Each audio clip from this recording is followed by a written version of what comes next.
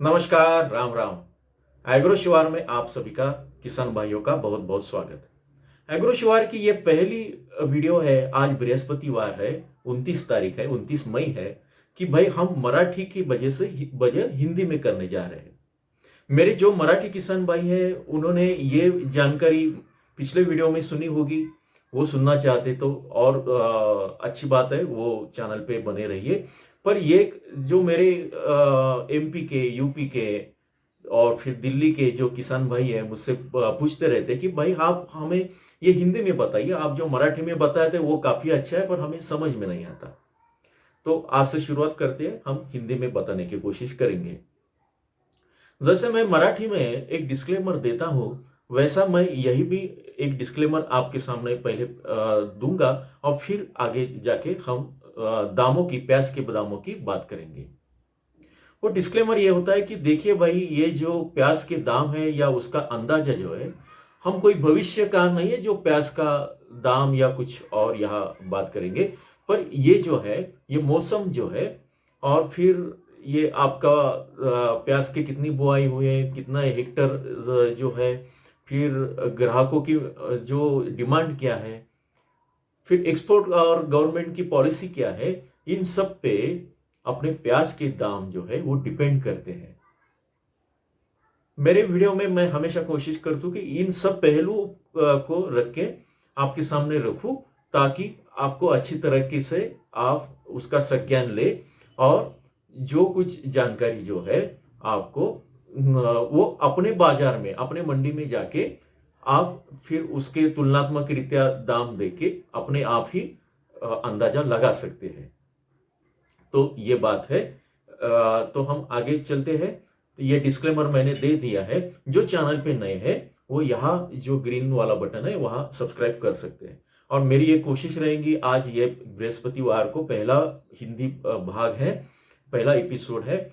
और भी आगे जाके हर हफ्ते में एक या दो बार मैं मेरे हिंदी भाइयों के लिए, किसान भाइयों के लिए हिंदी में ये वीडियो बनाने की कोशिश करूंगा। मेरी हिंदी कैसी लगी या ये वीडियो कैसा लगा, ये आप हमारे यहाँ कमेंट में जरूर बताइएगा। तो शुरू करते हैं कि देश भर की मंडियों में जो दाम है वो बढ़ रहे हैं। खास करके महाराष्ट्र की मंडियों में लासलगांव, पिंपलगांव, आप हमेशा आपको ये चाहत रहती है कि भाई ये लासलगांव पिंपलगांव का ये ट्रेंड क्या है, वो डिसाइड करता है पूरे देश का ट्रेंड, उसके ऊपर चलता है।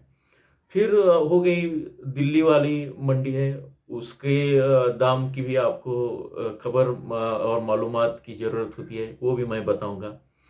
तो पहले तो एक अच्छी न्यूज़ आपको बताऊं कि ये वीडियो में कुछ ज़्यादा बड़ा लंबा करने वाला नहीं हूं, आगे चल के मैं और जानकारी देने की कोशिश करूंगा।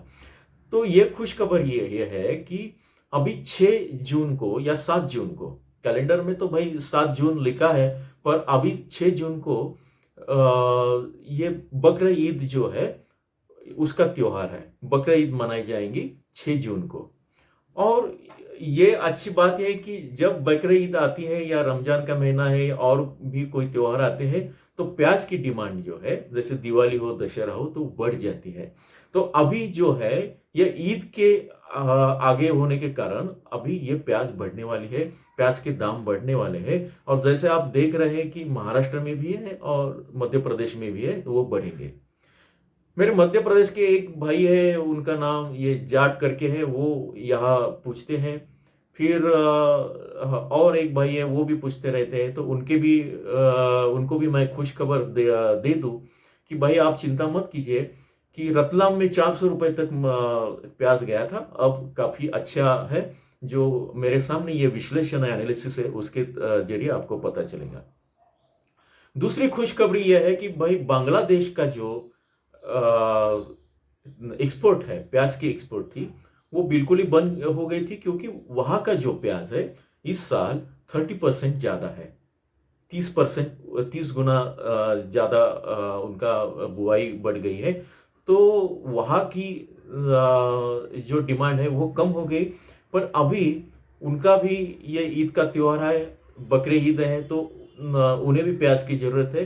तो अब वो भी जो डिमांड बढ़ेगी, और बांग्लादेश में ये जो अभी इस हफ्ते में या जून के पहले हफ्ते में प्याज की एक्सपोर्ट शुरू हो गई और बहुत अच्छी तरीके से शुरू होगी, उसका भी असर इस दामों पे पड़ेगा। नेफेड और एनसीसीएफ की खरीदारी का अभी तक तारीख नहीं दी मैंने, मेरे पिछले वीडियो में सोमवार बता दिया था। बाद में नेफेड के ऑफिसरों को फोन किया, फोन तो उठाते नहीं। फिर भी दो तीन अच्छे सोर्स से और फिर कुछ किसान भाइयों ने नेफेड के अधिकारियों से बात की थी, तो उन्होंने बताया कि भाई एक तो ये इसी हफ्ते में शुरू होगा, अभी शनिवार तो आना बाकी है, अभी तो बृहस्पतिवार है, नहीं तो जून की 1 तारीख से होगा।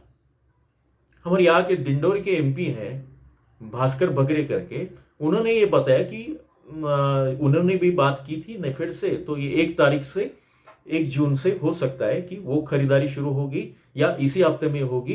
तो ये जो ये 3 जो बातें हैं, बांग्लादेश का एक्सपोर्ट, माफ कीजिएगा, बकरीद का जो त्योहार है, और ये नेफेड की खरीदारी, इससे ये दाम बढ़ रहे हैं। और अभी जो बेमौसम बारिश हुई महाराष्ट्र में, और अभी जो एक अच्छा मौसम जो आया है, मौसम का अनुमान, वो भी इसे कारण करेगा, तो दाम बढ़ेंगे।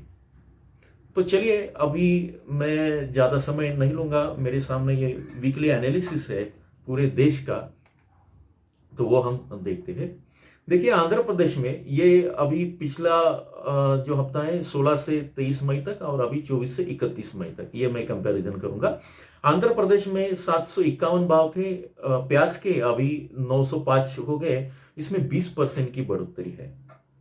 बिहार में 1607 थे और अभी 1705 हो गए, इसमें 6% की बढ़ोतरी है इस हफ्ते में। चंडीगढ़ में यहाँ थोड़ा माइनस जा रहा है, 4% की यहाँ बढ़ोतरी या माइनस में है। यहाँ 1042 थे, अभी 1000 हो गए, तो 4% यहाँ भाव गिर गए हैं।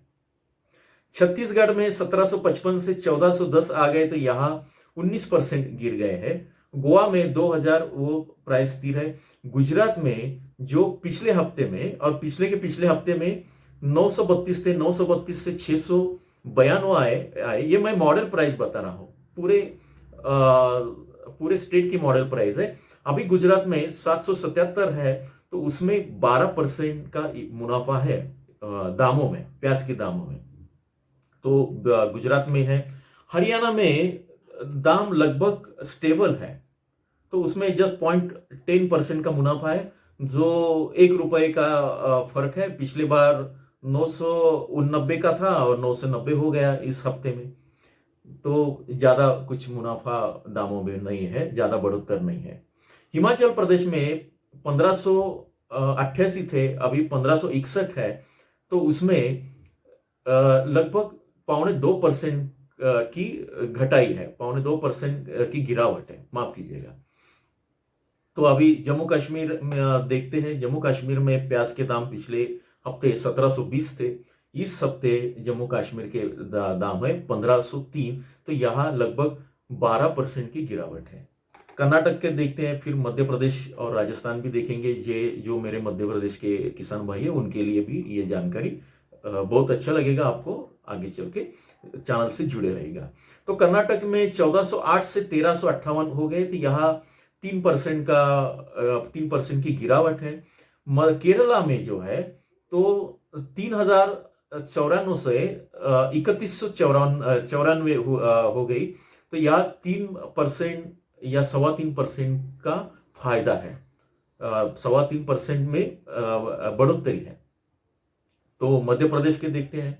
मध्य प्रदेश में पिछली बार जो पिछले हफ्ते का ट्रेंड था, वो बहुत ही कम था। पूरे राज्य के मॉडल प्राइस हम ले तो 538 रुपए थे पूरे राज्य में। इस बार वो ज्यादा नहीं, थोड़ा बढ़ोतरी हो गई, 4.5% की बढ़ोतरी है मध्य प्रदेश में, तो 562 अभी इस हफ्ते में चल रहे हैं। ये मॉडल प्राइस है पूरे राज्य के। हो सकता है रतलाम में कुछ और हो, इंदौर में कुछ और हो, कहीं ज्यादा है। आज की जानकारी है कि भाई वहाँ मॉडल प्राइस जो चल रही है उज्जैन में, इंदौर में या भोपाल में, उस 800 के करीब है, लगभग है। तो मध्य प्रदेश के मेरे किसान भाइयों से मेरा निवेदन है, आप बिल्कुल ही नाराज मत होना। आपके दाम जो है अभी बढ़ने वाले हैं। तो ये बढ़ने का ट्रेंड है। बीच में वो बढ़कर गिर गए थे, जैसा कि मैंने किसी को बताया था। अब ये बढ़ने का ट्रेंड है। तो थोड़ा सा क्या आप सब्र रखेंगे, सब्र का फल मीठा होता है, तो और बढ़ेंगे। तो ठीक है, महाराष्ट्र में 1010 से जो पिछले हफ्ते में थे, इस हफ्ते में 1186 हो गए, लगभग 1190। तो महाराष्ट्र में ये 17% की बढ़ोतरी है दामों में। तो मैं दिल्ली का रेट लेता हूं।